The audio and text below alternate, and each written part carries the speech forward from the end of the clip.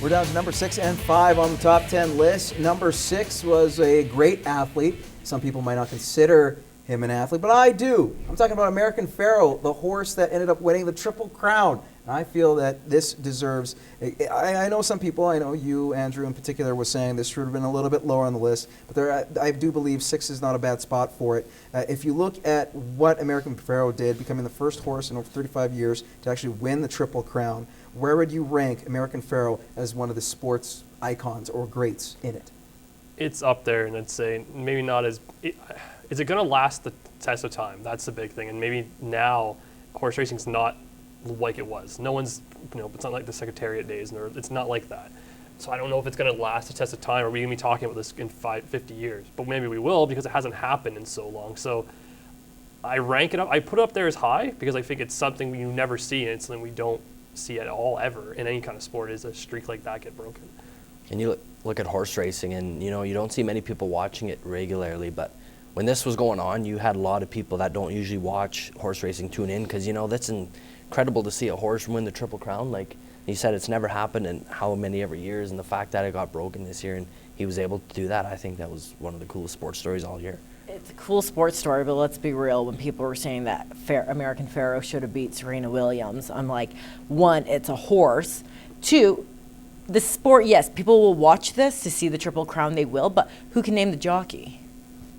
Like, that's just what I'm trying to get at is, it's when you look at that, when people were complaining about Serena Williams winning out over American Pharoah, I was like, talking about the Sports Illustrated. Yeah, but I looked at that, it's like, well, that's a little hard. She also got the Triple Crown, basically, but American Pharoah, great story, but it's one of those fan bases where I just don't get in. You're going to watch it because it's the big show, right? Are you going to watch horse racing any other time of the year? No.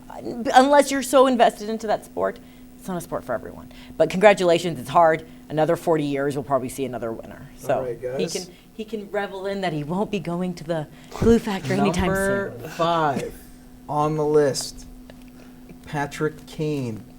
And the investigation that happened. He had an eventful off-season involving a court case with one woman that with an alleged rape case.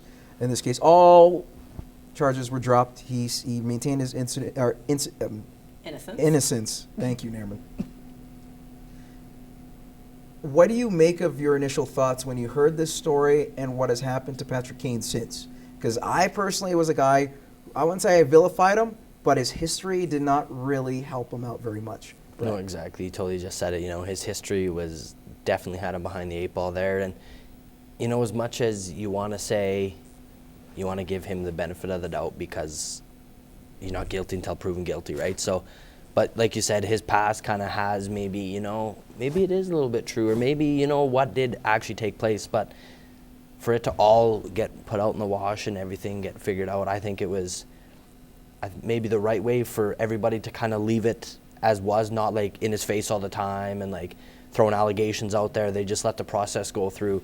One thing that maybe might have been a little bit better is if the Chicago Blackhawks maybe would have let him just, stay away from everything until everything gets settled out, because in a sense, some people might look at the Blackhawks organization as maybe somebody who doesn't take that type of allegation seriously. I don't know if that's the wrong way to look at it, but that's what I think. No, especially nowadays with what's happening in the NFL and the NHL, it makes a great statement. There was a rape culture. I was kind of laughed at when I said, honest truth, he needs a babysitter. He really does. I know he's a grown adult. I know he's young, but he's got money. But here's the problem: is there's problems always seem to find Patrick Kane. So if Patrick Kane has issues with alcohol and all that stuff, maybe he does need a babysitter. Maybe he needs to grow up. We can't really say that this case was wrapped up because we don't know. She just backed out. Maybe, like I said, no one knows what happened that night besides, the rape kit went missing. Alleged victim and with Patrick Kane. We don't know. Everything was being bungled up, but we still don't know what happened that night. And I don't want people to say, oh, see, he got cleared of the charges because she dropped out. We do not know, and I don't like that sort of issue. It's just what you said. The Chicago Blackhawks probably should have said, hey, this is a serious matter. We are not taking this lightly. You do not skate with us right now. You deal with this and figure it out. And I'm sorry, but why is Patrick Kane always getting in trouble? And these aren't like simple, like, oh, you know, he was partying with his buddies at a bar and people got video of it. We're talking about assault, and we're talking about he was accused of rape. Like, we're not talking about little incidences, and he needs to grow up and he needs to get his act into place because he is a great hockey player. He just needs to figure out how to behave like a hero on the ice, outside, off the ice. And think about the Patrick Kane we have today. It's night and day difference. We don't even talk about this anymore. We talk about his 26-game scoring streak, and we talk about how great of a player he is and how much of an asset he is. We don't talk about that part anymore. And we've talked about this on the show a lot about the NHL did nothing, Chicago did nothing, nobody did nothing, and we kind of just let it play out. And to me, that was setting a bad precedent for anybody in the league, that you have star players can get away with things that other players can't do. Other players are dismissed from teams or told to clean up their act. Patrick Kane is allowed. And now you have a guy who just scored 26 games in a row. What's the next line? Where do we draw this line and say, finally, okay, you need to take a break when the next thing comes up? Because we know there's going to be next thing. It's Patrick Kane. Well, he definitely has a history upon him. But what is interesting, and you guys touched on a little bit, was the fact that Chicago may or should have sit the guy down part of the season. But if you look at what he's done since day one, he's been on a scoring streak, and I'm not absolving him from anything. He's made mistakes in the past. He's still innocent until proven guilty, and he said the case was dropped. He maintained his innocence. I'll believe him for that aspect. But you look at what he's done in this season, I find it's truly remarkable in terms of the balance, because a lot of people in that emotional stage, you're being criticized, you're being judged, your play is going to be affected. And we've seen that with other great athletes in other pro sports. He hasn't. So I'm not saying he's perfectly in the clear. I'm just saying that it's interesting that this is a guy who's really turned it up a notch, and maybe there is a maturity level, and maybe the Blackhawks said something behind closed doors that we may not know. But certainly interesting on that aspect. Anyone else, he would have been casted away, like you That's said. very true.